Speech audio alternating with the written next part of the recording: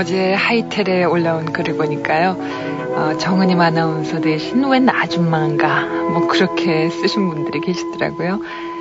나이가 든다는 건 말이죠. 내 앞에 벽돌을 한 장 한 장 쌓는 일이다. 뭐 이렇게 표현을 하기도 합니다. 근데 누구는 나이가 들어가는 거를 나이가 들수록 마음이 넓어지고 이해의 폭이 커진다고 당연시하기도 하는데요. 또 어떤 사람은 이상하게도 나이가 들면 들수록 편견도 많아지고 이해할 수 없는 일도 더 많이 생긴다고 믿는 것 같아요. 그래서 세대차라는 것도 있는가 보죠.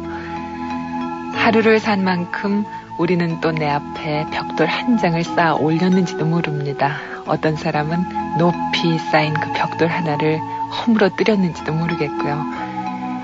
지금 앞에 쌓인 벽돌이 무릎만큼이면 아직은 괜찮겠지만은 허리만큼 또 더 올라가서 가슴 높이만큼 그러다가 머리 꼭대기만 조금 보일 정도면 정말 곤란하겠죠.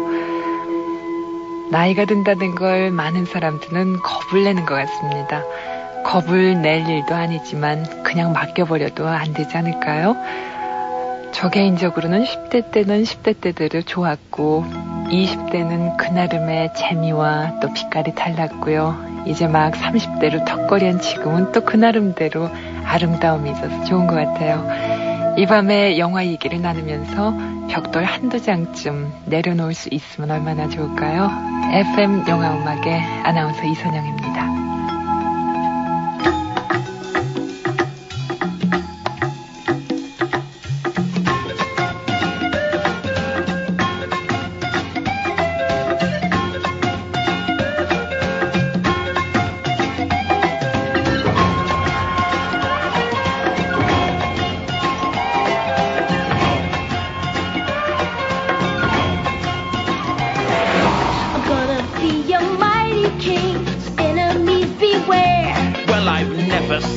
King of beasts with quite so little hair. I'm gonna be the main event like the king was before. I'm brushing up, I'm looking down, I'm working on my God, thus far rather uninspiring king. Oh, I just can't wait to be king. You've rather a long way to go, young master, if you think. No one's saying do this. Now when I said that, no one's saying be there. What? No one's saying stop that. You don't no one's saying see here. Now see here. We don't run around all day. Well, that's definitely out. Free to do it all my way. I think it's time that you and I arranged a heart-to-heart. Kings don't need advice from little Orville Farstar. If this is where the monarchy is headed, count me out. Out of service, out of Africa, I wouldn't hang about. This child is getting wildly out of wing. Oh, I just can't wait to be king.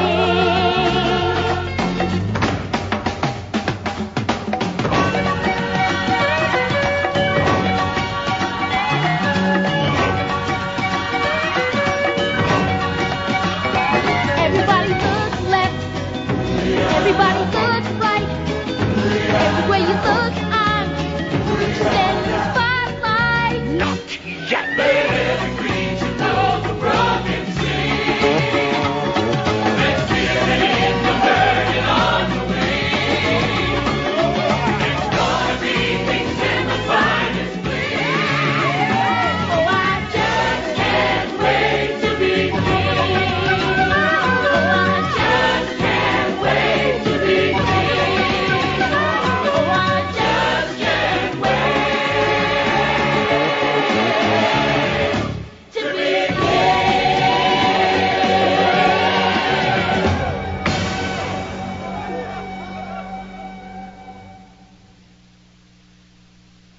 영화 라이언 킹 가운데서 I Just Can't Wait to Be King 오리지널 사운드트랙으로 보내드렸는데요. 이 곡은 성북구 보문이가의 김도영 씨, 한성여고 2학년 5반에 소속해 있는 김도영입니다. 라고 자신을 설명해 주셨고요. 친구들이랑 내기를 하셨답니다. 1시부터 2시까지 이어지는 영화음악 가운데서 맨 마지막 노래를 적어오기로 내기를 했었습니다. 라고요. 참 재밌는 내기네요. 라이언킹 주제곡 잘 들으셨는지요? 그리고 전북 군산, 좀 먼 데서 보내주셨네요. 강민아 씨.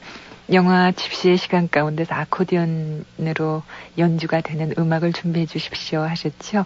오늘 그러면 그 가운데서 이탈리아 여인이라는 아코디언 연주곡 오리지널 사운드트랙으로 보내드립니다.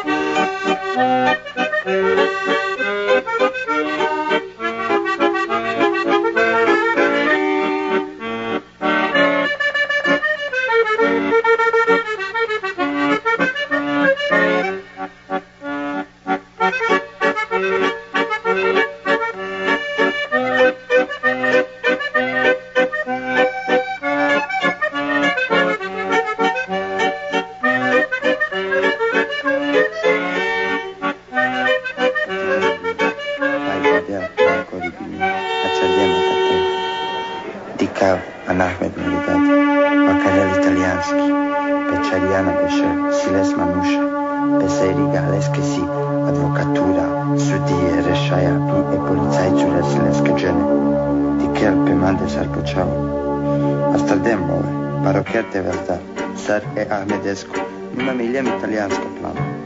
Kao del parla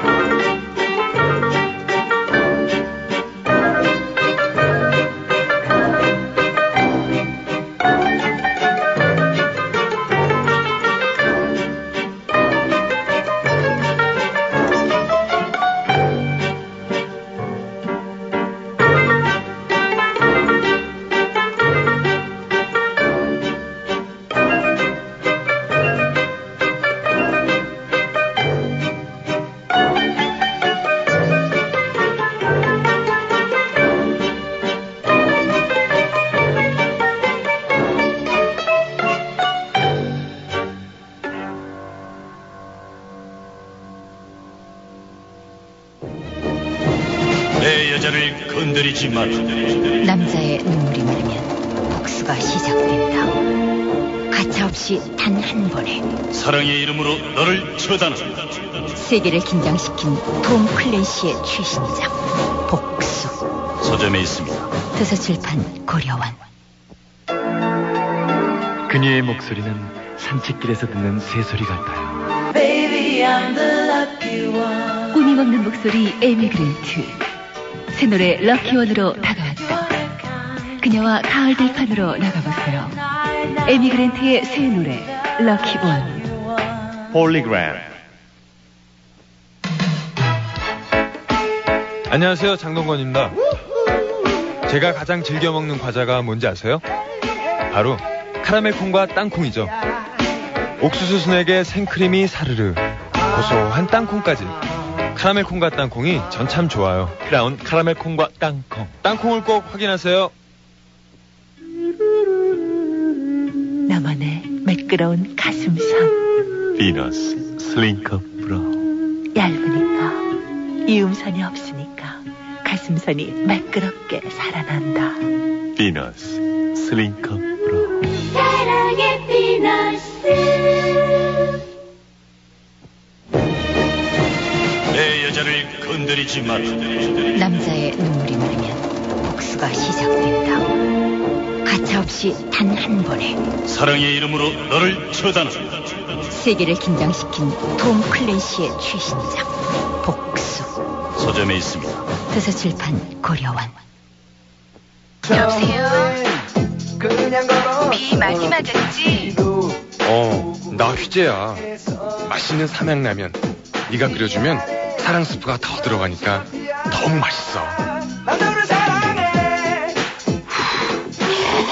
이야, 정말 맛있다. 맛있는 삼양라면이야.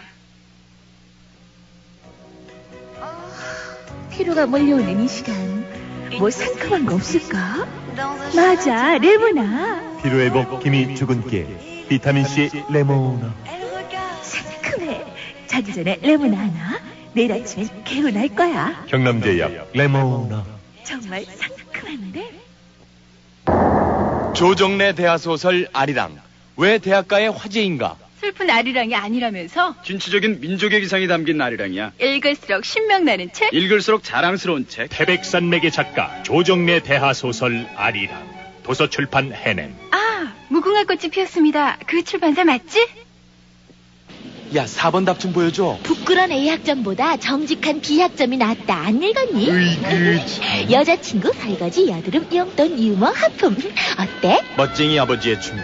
부끄러운 A학점보다 정직한 B학점이 낫다. 딸에게 주는 엄마의 충고. 프랑스 향수보다 마음의 향기가 오래간다. 도서출판 비전. 특혜받은 젊음의 좌절과 고통, 극한과 도전이 돌출한다.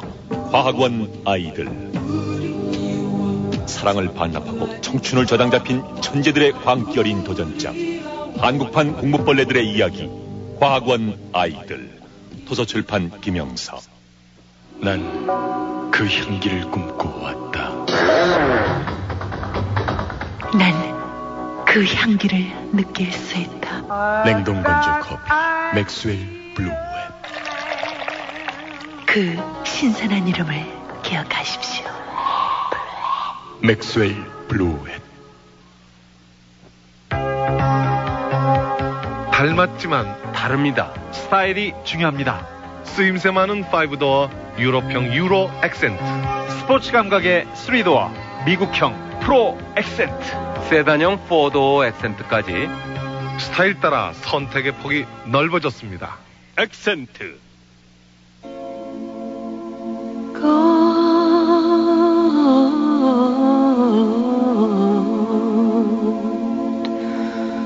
Our Heavenly Father, oh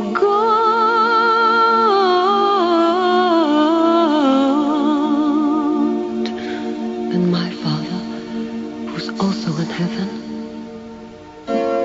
may the light of this flickering candle illuminate the night the way your spirit illuminates my soul.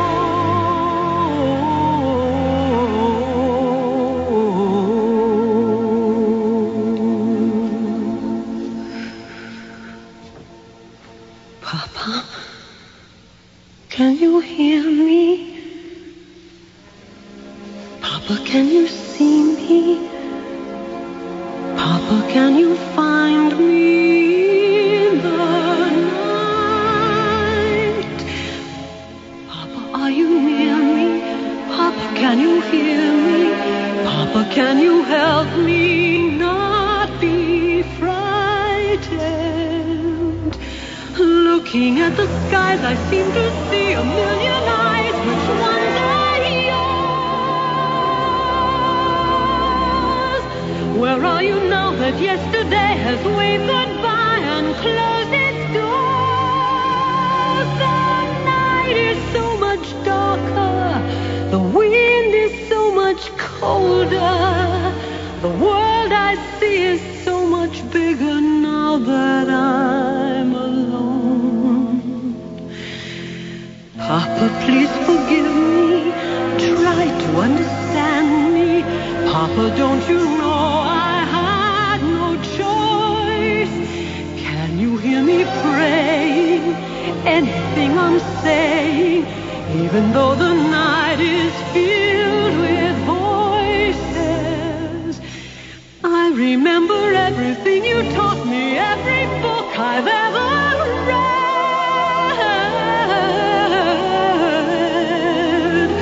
Can all the words in all the books help me to face what lies ahead? The trees are so much taller, and I feel so much smaller. The moon is twice as lonely, and the stars are half as bright. Papa, how I love you. Papa, how I need you. Papa, how I miss you. Kissing me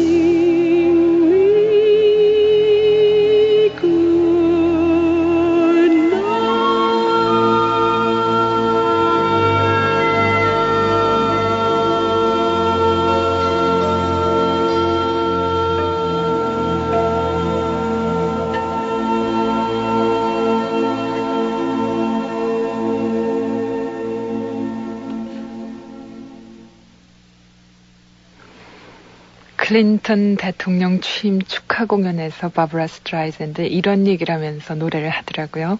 아칸소 주지사 시절에 클린턴에게 이런 얘기를 했었답니다. 나는 지금 당신을 위해서 노래를 안 하겠습니다. 대신 당신이 대통령에 당선이 되면 그때 축하 노래를 멋지게 불러드리죠. 라고 얘기를 했다면서 노래를 멋들어지게 부르더라고요. 글쎄요, 사람이 하는 일에 따라서 얼굴이 참 많이 달라진다는 걸 이 바브라 스트라이샌드, 사실 아름다운 얼굴은 아니죠. 굉장히 개성이 강하고 유태인 특유의 그런 모습, 또 굉장히 코가 큰 그런 여성입니다. 그래도 그 가운데서 아름다운 당당함, 또 어떤 건강함을 우린 느낍니다. 바브라 스트라이샌드가 주연, 제작, 감독을 했던 영화 옌틀 가운데서 Papa Can You Hear Me 청해 주셨던 분, 서울 강동구 둔촌 아파트의 조중헌 씨, 잘 들으셨겠죠? 사실 개편 전에는 그 목요일마다 방송되던 내 인생의 영화가 토요일로 옮겼었습니다. 근데 오늘은 어제에 이어서 역시 시나리오 작가 이종학 씨를 모시기로 약속을 했기 때문에 부득이 그 시간을 다음 주로 약속을 드려야 될 것 같으네요. 아주 예쁜 실루엣이라고 그러죠. 이 무용을 하는 사람의 모습을 담은 그 실루엣을 색종이로 예쁘게 오려 보내주신 분, 노원구 중계동 주공아파트의 배은주 씨. 오늘은 다이어트를 하다가 아이스크림 한 통, 조그만 거 한 통 괜찮은데요. 모두 먹어버려서 속이 더 허한 것 같습니다. 언니는 다이어트를 경험하신 적이 없으시겠죠? 하셨는데요. 글쎄요. 필라델피아 가운데서 신청하신다고 그러셨죠? 영화 필라델피아의 마지막 장면에 나오는 닐 영의 곡입니다. 필라델피아 준비되어 있고요. 그리고 또 계속해서 보내드리니까 먼저 소개해드릴게요. 송파구 가락본동의 신원씨, Pretty in Pink 가운데 If You Live, 필라델피아 If You Live, 이 두 곡 함께 보내드립니다.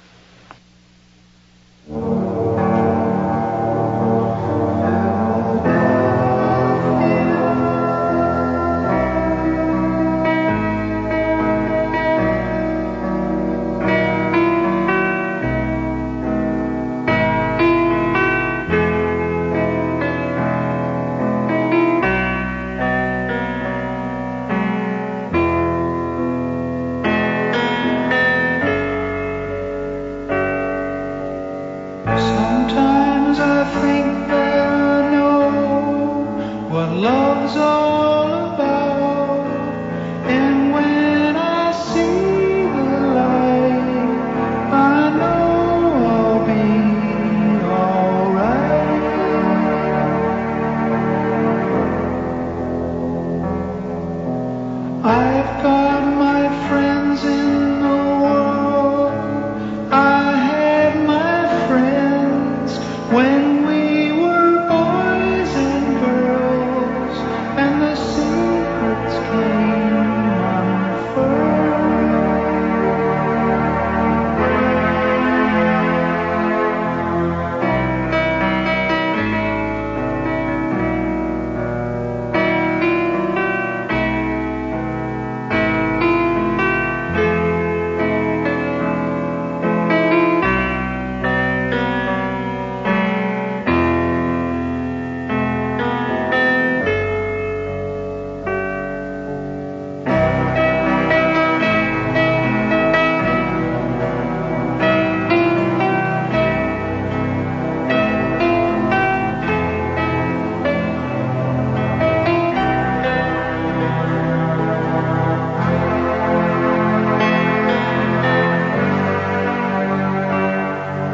City of brotherly love, place I call home. Don't turn your back on me.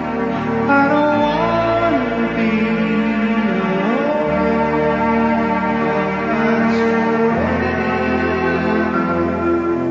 Someone is talking to me, calling my name. Tell me I'm not to blame. I won't be ashamed of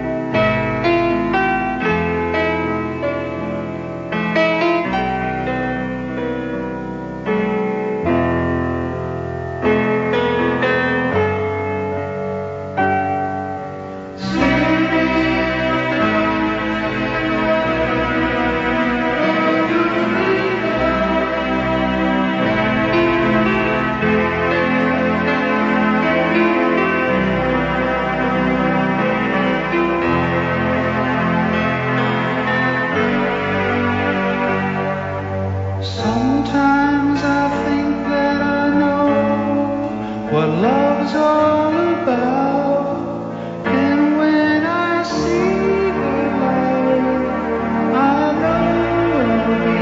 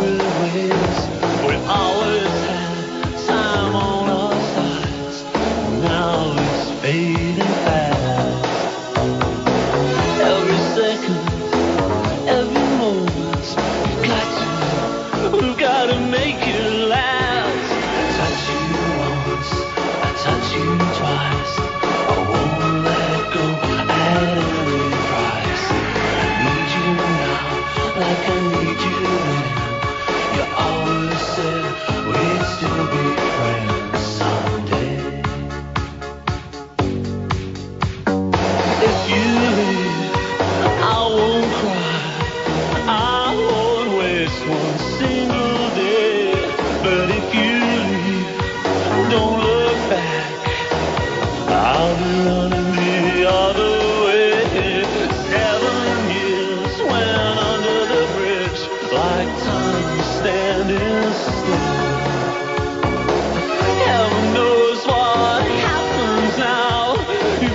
You gotta stay well. Touch you once, I touch you twice. I won't let go at any price.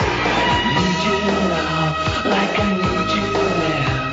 You always said we'd meet again.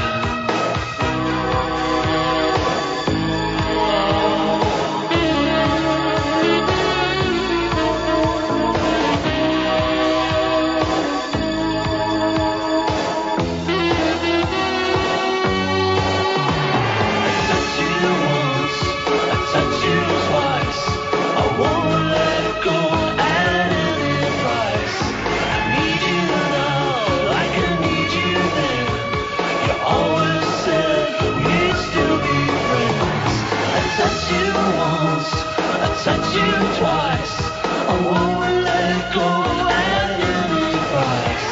I need you now, like I need you then. You always said we'd meet again someday.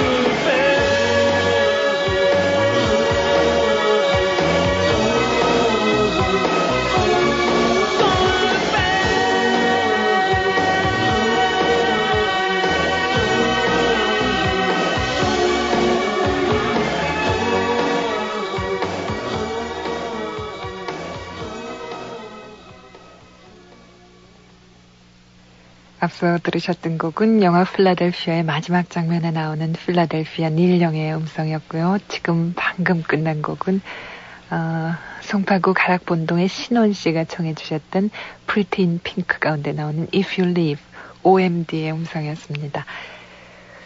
나한테 좋은 일이 있을 때요. 예를 들면은 성공이란 걸 했다고 칩시다.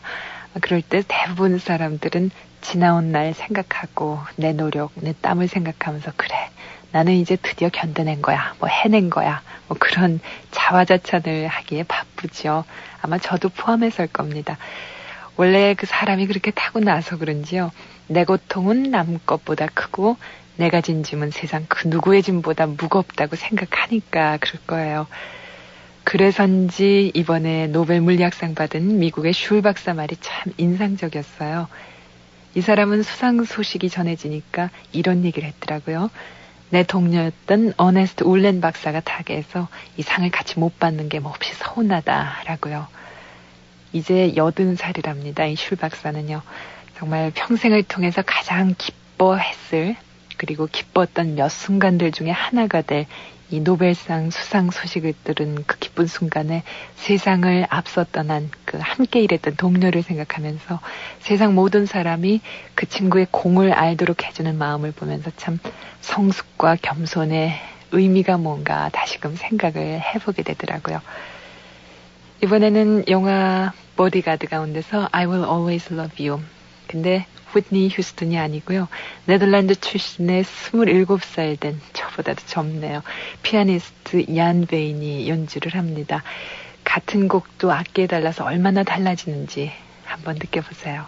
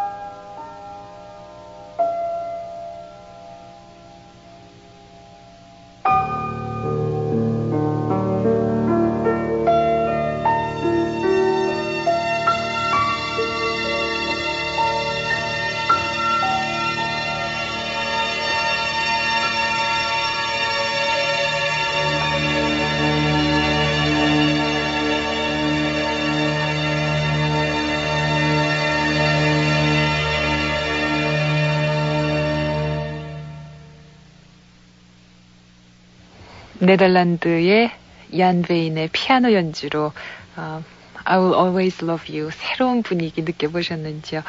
오늘도 어제 이어서 시나리오 작가 모셨습니다. 이종석 씨 안녕하세요. 네, 안녕하세요. 네, 오늘은 어떤 얘기 해주실 거예요? 제가 제일 존경하고 그 다음에 제일 좋아하는 감독을 한번 소개하려고 합니다. 어제 히치콕 감독은 그러면 어떤 분이었어요? 히치콕 감독도 좋아하지만은 네. 더 존경하는 감독. 네, 이종학 씨 얘기 들어봅니다. 우선 누군지를 좀 알아봐야겠죠? 루이스 부니엘이라는 감독입니다. 네. 스페인에서 1900년 2월 22일 날 출생하신 분이고 1983년에 사망하신 분입니다. 그러니까 아주 오래된, 그러니까 거의 우리가 생각하기에는 히치콕이라든가 채플린과 동급의 그런 동년배를 살았던 분입니다. 네. 그리고 이제 이분의 그 위치는 뭐냐면 스페인에서 출생한 그 몇 명의 그 대가 아티스트 있죠. 그러니까 파블로 카자스라든가 아니면 살바도르 달리 그런 급으로 영화에서는 이제 평가하고 있습니다. 이 사람은 지주의 아들로 태어나가지고 예수회에서 교육을 받았다고 그래요. 네. 그래서 이 사람 영화 일관되게 흐르는 어떤 그 교회에 대한 그 교회 조직에 대한 공격, 그다음에 이제 반 신성 모독적인, 그러니까 반 종교적인 얘기가 많이 나오는데 이게 어렸을 때 그런 환경에서 비롯됐다고 합니다. 예. 그리고 1920년에 마드리드 대학에 이제 입학을 했는데 그때 가장 친한 친구가 살바도르 달리였다고 그래요. 그러니까 향후에 그러니까 1928년에 영화 역사상 가장 그 뛰어난 아방가르드 영화로 이렇게 평가되는 안달루시아의 개라는 영화, 그게 살바도르 달리와 같이 제작을 했는데 바로 대학 시절부터 이제 이렇게 연관이 된 거죠. 그리고 1920년 이 당시에 벌써 시네클럽을 조직했습니다. 그러니까 1920년이라 그러면 영화가 탄생한 지 얼마 되지도 않았고 대개는 이제 그 무성 영화, 그 다음에 짧은 영화 위주였고, 네. 그리고 이제 볼거리도 안 됐거든요.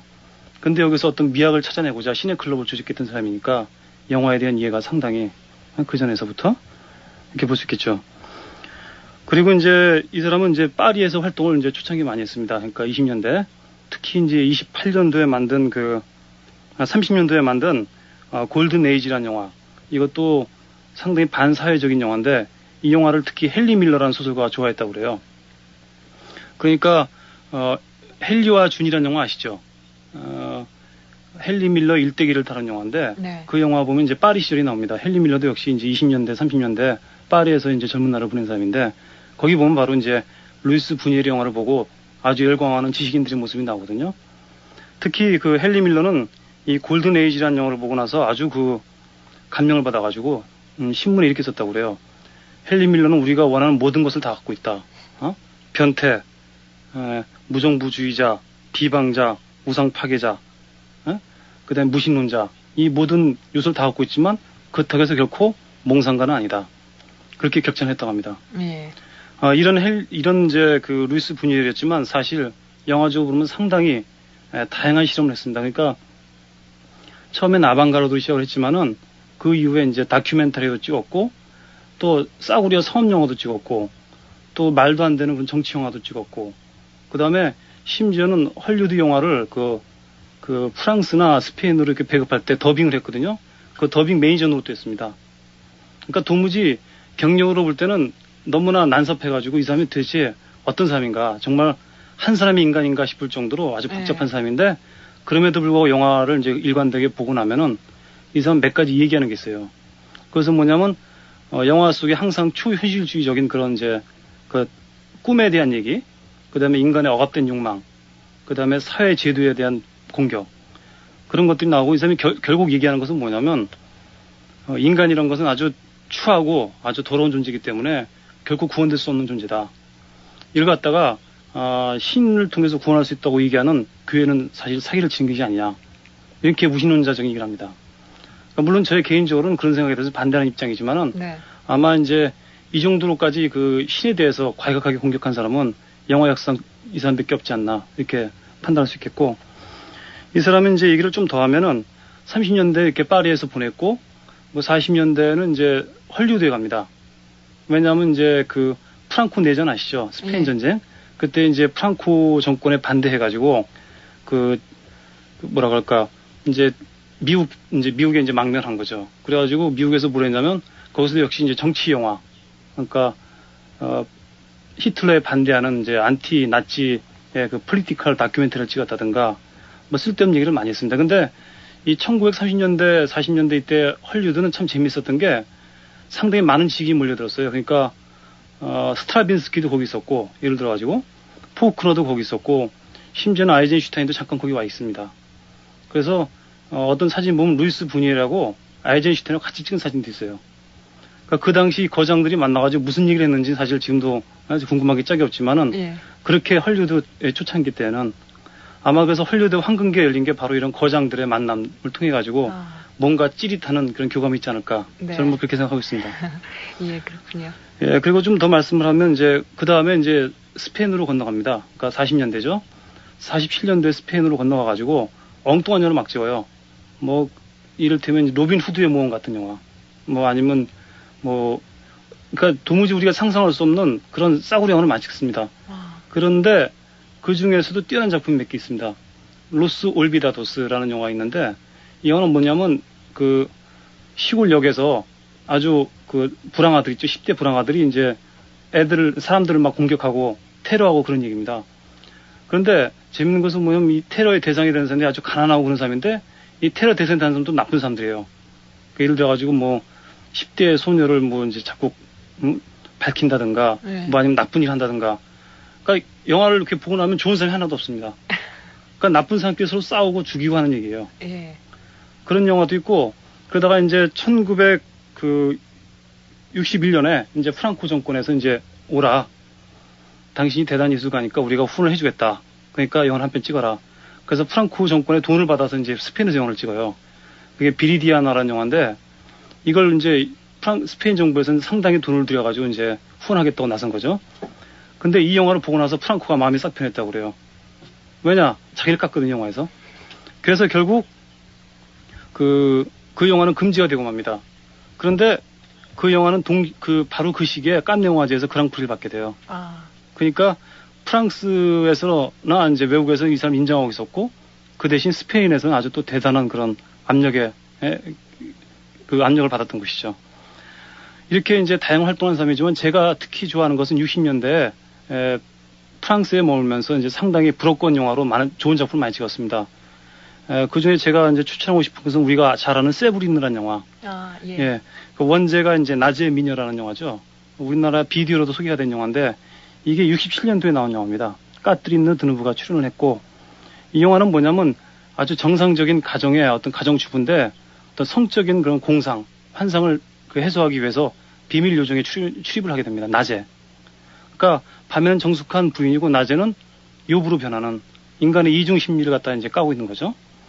그리고 70년도에 만든 트리스타나라는 영화. 이건 제가 제일 좋아하는 작품인데 이것은 뭐냐면 한 늙은 호색하니 아주 그 자기 양녀로 삼은 딸을 갖다가 어떻게든 아내로 삼기 위해서 벌이는 아주 치밀한 사전 공작이라든가 인간의 아주 더러운 측면을 아주 낱낱이 드러내고 있습니다. 왜 그 작품을 유독 좋아하세요, 이종학 씨? 이 영화에서 얘기하는 주제는 다른 게 아니에요. 그러니까 신은 없다. 그리고 인간은 그래서 지 마음대로 해야 된다. 그런 얘기입니다. 그 뜻에 동조하셔서 좋아하시는 거예요? 아니면? 저는 뭐 유식론자니까 거기까지는 안 갔습니다만은 네. 그러나 상당히 일리 있는 의견이 아닌가 저는 이렇게 생각하고 있습니다. 예술성도 뛰어난 작품인가요? 예. 근데 이 사람의 영화를 하나 이제 본다면 예술성이라는 얘기를 하면 되게 이제 테크닉적으로 좀 이렇게 완결이 돼 있고 그 다음에 상당히 세련된 그런 그 카메라 구사를 이제 원하게 되는데 미안하게도 이 사람은 노출도 엉망이고 카메라 억도 없어요. 그 배우들도 연기도 형편없습니다. 예. 그리고 영화를 보면 정이 가는 배우가 없을 정도로 다 엉뚱하게 생겼어요, 사람들이. 예. 그리고 편집인이 심지어는 스토리조차도 불명확해요. 이를테면 이제 72년도에 나온 부르주아의 은밀한 매력이라는 영화를 보면은 가정주부 넷이서 이제 카페에서 얘기를 합니다. 그럼 우리는 다음에 이제 이 사람들이 싸움을 하거나 아니면 어느 다른 장소에 가서 사건이 벌어지겠다 생각하는데 갑자기 병사 한 명이 들여닥쳐가지고 자기 꿈 얘기를 해요. 아무 상관이 없는 사람인데 그 꿈에서 뭐냐 자기 아버지를 또 비방하는 자기 아버지를 미워하는 그런 이상한 내용의 꿈 얘기를 합니다. 그 꿈 얘기가 끝나면 가정주부 넷은 또 졸고 있어요. 그리고 병사는 또 사라집니다. 예. 그것도 아무런 연관이 없어요. 그 스토리는 또 다른 식으로 가요. 그러니까 영화를 보면 이게 현실인지 꿈인지, 이게 도대체 이게 영화 전반이 꿈인지 아니면 중간중간이 꿈인지 알 수 없게끔 만들어놨습니다. 그러니까 내가 영화를 본 건가, 뭘 봤나 하는 생각을 하게 되는데, 며칠 동안 궁리해 보면 아, 이런 얘기구나. 바로 그런 데서 이제 이 사람의 깊은 그 영화적인 그 통찰력이라고 그럴까요? 그런 게 있는 거죠. 그리고 이 사람은 이제 그 페르난도 레이라는 배우를 이 시기에 많이 썼는데 이 사람은 이제 스페인 배우입니다. 근데 마치 자기의 자화성, 분상처럼 이제 쓰고 있습니다. 왜냐하면 이 시기가 바로 환갑이 넘은 나이거든요. 예. 그 환갑이 넘은 나이에서 자기가 이제 산전수전 다 겪고 세상을 바라본 결과 이러이러하더라 하는 그런 얘기를 갖다 바로 페르난도 레이라는 이제 그 늙은 배우가 연기를 합니다. 아주 천연덕스럽게. 그러니까 이 배우는 도덕성이라고는 찾아볼 수가 없어요. 그저 젊은 여자, 예쁜 여자 보면은 이제 어떻게든 이제 엮으려고 그러고 또 틈만 나면 친구 욕하고 그다음에 소원이 뭐냐면 빨리 이제 자기 부모나 누나가 죽어서 유산 받는 거. 뭐 그런 식입니다. 그런데 여기서 얘기하는 것은 뭐냐면 그 사람이 나쁘다고 얘기하는 게 아니라 인간이라는 게 본질적으로 그런 점을 갖고 있지 않나. 그것을 얘기하는 거죠. 그러니까 겉으로는 교회라든가 뭐 명예라든가 여러 가지 때문에 사람들이 자기 위선을 감추고 있는데 사실 인간이라는 것은 이렇게 부도덕하고 더러운 존재다. 그런 얘기를 하고 있는 거죠. 그래서 이 사람은 잘 얘기하겠습니다. 그러니까 죽기 전에 이런 얘기를 했다고 하는데 신이여, 내가 무신론자로 죽게 된 거에 대해서 정말 감사합니다. 아주 유명한 어록을 남겼죠. 네, 굉장한 아이러니 같아요. 그렇죠? 예, 그렇죠. 그 72년도에 어떤 일이 있었냐면 알프레드 히치콕 감독한테 이제 물었다고 그래요. 당신이 영화 사상 최고의 거장인데 혹시 당신이 존경하는 감독이 있다면 누가 있습니까? 그랬더니 딱 한 사람이 있다고 하더랍니다. 누구냐 그랬더니 바로 루이스 부뉴엘. 예. 그 정도, 그러니까 히치콕을 능가하는 사람이라고 할 수도 있겠죠. 예. 그리고 이제 우리 그 엽서에 보면 자주 나오는 그 스탠리 큐브릭 감독의 클라곡 오렌지라는 영화 있죠. 그 영화 보면 이제 그 영화를 상당히 좋아했다고 그래요. 그 루이스 부뉴엘이. 왜 이렇게 좋아했습니까? 그랬더니 루이스 부뉴엘이 눈이 아주 크거든요. 근데 영화에 나오는 주인공도 아주 눈이 큽니다. 그래서 눈 큰 게 나하고 닮아서 마음에 든다. 네. 그래서 그 영화를 아주 좋아했다고. 예. 그런 일화도 있는데. 그 정리해 보면 이 사람은 영화 역사상 그 미학적으로는 별로 다뤄지지 않는 감독이에요. 그러니까 영화 책에서도 별로 기록이 안 돼 있고 특히 라틴 아메리카 지역에서 많은 영화를 찍었기 때문에 특히 영미권 중심의 영화 책에서는 다루지 않고 있죠. 그다음 미학적으로도 어떻게 도무지 설명할 수 없는 사람이기 때문에 이 사람은 이 사람 그 하나로 끝났습니다. 그러니까 락에서 기타리스트 지미 핸드릭스가 유일하게 자기 연주라고 끝냈듯이 이 사람도 바로 영화에서는 이 사람뿐이 없어요. 이 사람 스타일의 영화는 후배도 없고 친구도 없습니다. 대신에 이제 이 사람은 스페인에 어떤 거대한 영화적인 뿌리를 남겼죠. 그래서 그것을 밑잔 삼아가지고 60년대 이제 카를로스 사우라가 새로운 스페인 영화의 무브먼트를 이뤘고, 그 다음에 현재 이제 페드로 알모도바르라든가 아니면 루가스 비나 같은 감독이 또 몇몇이 나오고 있습니다. 그러니까 스페인의 감독의 수는 많지 않은데 대신 나오면은 상당히 부뉴엘에 필적할 만한 거장들이 나오고 있는 셈이죠. 네. 예. 그렇다면 한마디로 혹시 이종학 씨가 이 부뉴엘 감독을 좋아하는 이유가 있다면 저는 계속 듣고 있어도 예. 참 정말 난삽하고 난해한 인물이다 하는 생각이 예. 들거든요. 저는 이렇게 봅니다. 저도 이제 인생 경험을 많이 하지 못했고 앞으로도 많은 그런 걸 쌓게 되겠지만 이 사람의 영화를 보면은 그 세상을 다 살은 노인이 이제 과연 이제 영화를 통해서 무엇을 얘기한 것인가. 거기서 어떤 인간이라든가 세상이라든가 예술이라든가 거기에 대한 해답이 나오는 것 같아요. 제 생각에는. 그러니까 아직은 제가 선뜻 전부 이해한다고 볼 수는 없겠지만 상당한 부분에서 제가 동조를 하고 있습니다. 그러니까 그런 담대하고 그다음에 자기 마음대로 얘기를 하는 그런 점이 좀 마음에 들죠. 그러니까 대부분의 영화는 이제 틀에 박혀 있거든요. 그러니까 스토리에 따라서 또 배우에 따라서 감독의 스타일에 따라서 영화가 규정되는데 이 사람은 그런 게 없습니다. 자기 찍고 싶은 그대로 찍는 거죠. 그러니까 이 사람 영화에서 어떤 논리를 기대한다거나 어떤 대단한 미학을 기대하면 안 됩니다. 대신에 내가 인생을 살아가면서 느끼는 신에 대한 문제, 또 인간에 대한 문제 이런 것을 갖다가 어느 정도 해답을 얻기를 원한다면은 저는 이제 루이스 부뉴엘 감독을 특히 과감히, 60년대 예. 영화를 과감하게 추천하고 싶은 거죠. 네.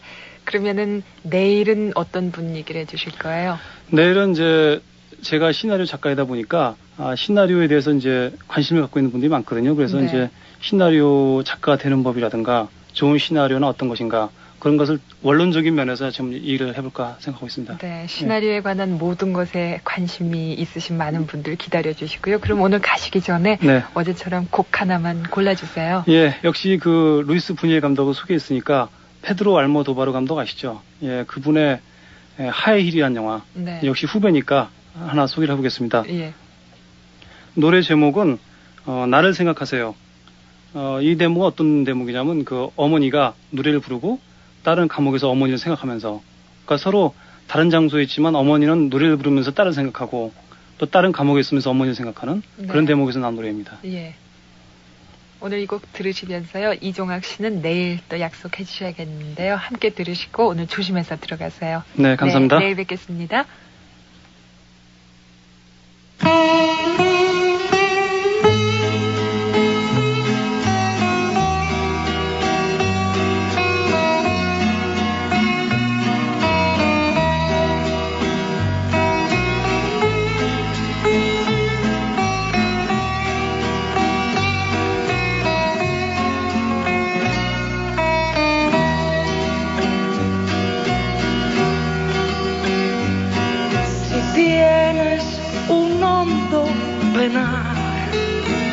Piensa en mí. Si tienes ganas de llorar, piensa en mí. Ya ves que venero tu imagen divina. Tu párvula boca que siendo tan niña me enseñó a pecar. Piensa en mí. Cuando sufras, cuando llores, también piensa en mí. Cuando quieras quitarme la vida, no la quiero para nada, para nada me sirve sin ti. Piensa en mí. Cuando sufras, cuando llores, también piensa en mí.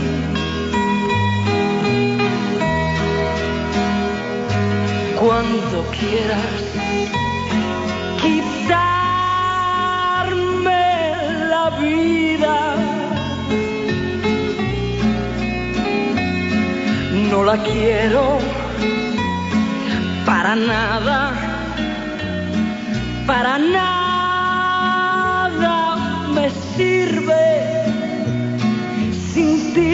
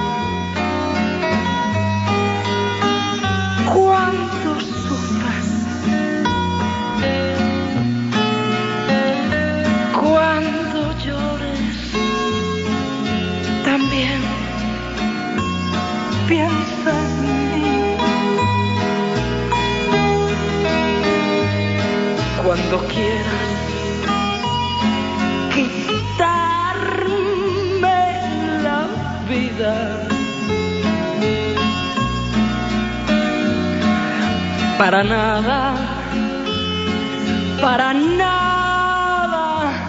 me sirve sin ti.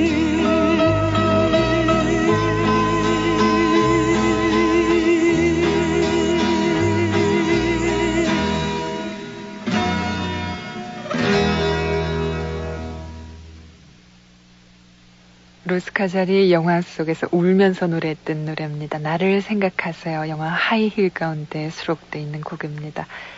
오늘 시나리오 작가 이종학 씨와 또 재미있는 시간 가졌네요. 벌써 마지막 곡 올려야 될 시간이에요. 강서구 화곡 팔동의 신현주 씨가 신청하신 곡은 오랜만에 우리 영화 가운데 수록되어 있는 곡입니다. 우리 영화 태백산맥 가운데서 돌아눕는 산.